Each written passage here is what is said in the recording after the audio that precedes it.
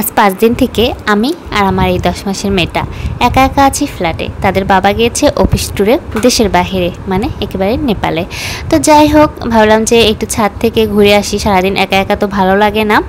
দিন শেষে কিন্তু আমাদের অপেক্ষা থাকে ওই বাচ্চার বাবার জন্যই, যদিও সারাদিন একাই থাকি বাচ্চার সাথে অন্য অন্য দিনেও, কিন্তু দিন শেষে ঘরে ফিরবে তাদের বাবা, তার জন্য কিন্তু সব আয়োজন থাকে। আমাদের অপেক্ষাটা কিন্তু তার জন্যও থাকে আমাদের মামের। কিন্তু যেহেতু সে আসতেছে না, তো আমাদের সময়গুলো কিভাবে কাটানো দরকার, যেভাবে সময় কাটালে ভালো লাগবে, আমি সেগুলোই করার চেষ্টা করি। মানে একা একা সময়টাকে কিভাবে উপভোগ করা যায়। আসলে একা থাকলে অনেক কিছুই বোঝা যায়, অনেক কিছুই ফিল করা যায়। আর দিন শেষে কিন্তু ওই বাচ্চার বাবার জন্য আমাদের সব আয়োজন থাকে, যেহেতু সে নাই, তো ওই আয়োজনগুলোও নাই, তো একটু মরাও লাগতেছিল নিজের কাছে। কিন্তু তারপর আমার বাচ্চাটাকে খুশি রাখার জন্য সবসময় তো হাসি খুশি থাকতে হবে, তো তার সাথে খেলতে হবে, সে তো ছোটো কিছু বোঝে না। তো তাই তাকে একটু যে ছাদে নিয়ে যাচ্ছিলাম একটু ঘোরাঘুরি করার জন্য। আর যে আবহাওয়া, মরা একটা আবহাওয়া হয়ে আছে, শুধু মেঘ আর বৃষ্টি, কোথায়ও যে বের হয়েও শান্তি নাই। যে ছাদে পানি হয়ে আছে, যে ওখানে যে একটু নামাই দিয়ে একটু খেলাধুলা করাবো, তারও কোনো উপায় নাই। তো এই আশেপাশে তো ইট পাথরের শহরে দেখারও কিছু নাই, আকাশ আর এই বড় বড় বিল্ডিং ছাড়া। তো এই সবই দেখবো। ওই সারাদিন একটা বাচ্চার সাথে এই বিল্ডিংয়ের মধ্যে থাকা একটা কিন্তু মেন্টাল প্রেশার কাজ করে, এমনিতেই ছোটো বাচ্চার সাথে থাকা, তার মধ্যে যদি হয় যে একদমই একা, মানে বাচ্চার বাবাও নাই, তাহলে কেমনটা লাগে বলেন তো দেখি। দিন শেষে সে যখন এসে ওই যে 5-10 মিনিট যতটুকু সময়ই হোক হয়তো বাচ্চাকে একটু সময় দেয়, সেই সময় আমি আমার টুকিটাকি কাজ করে নিই, কিংবা তার সাথে যে মনের কথাগুলো শেয়ার করি, তাতে কিন্তু অনেকটা আমাদের মেন্টাল প্রেশারটা, মেন্টাল স্ট্রেসটা কমে যায়।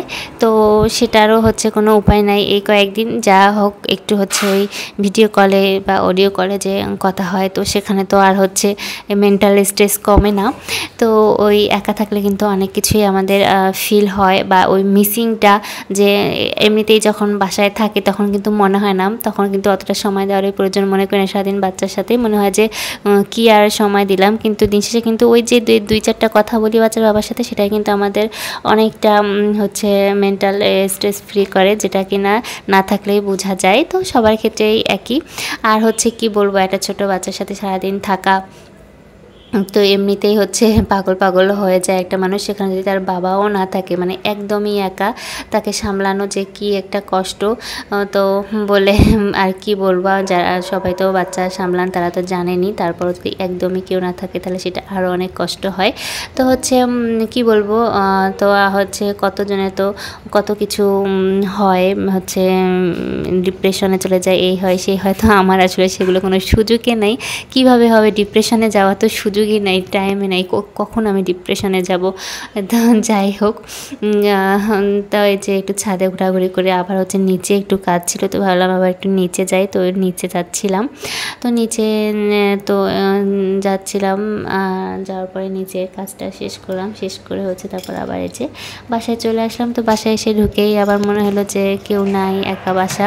তো কেউ নাই, একা বাসায় থাকি। ওই তো বললাম, দিন শেষে সব কিছু তো বাচ্চার বাবার জন্যই থাকে, সম্পূর্ণ আয়োজন, সব অপেক্ষা তার জন্যই। তো সে না থাকলে আসলে অনেকটা একা একা লাগে।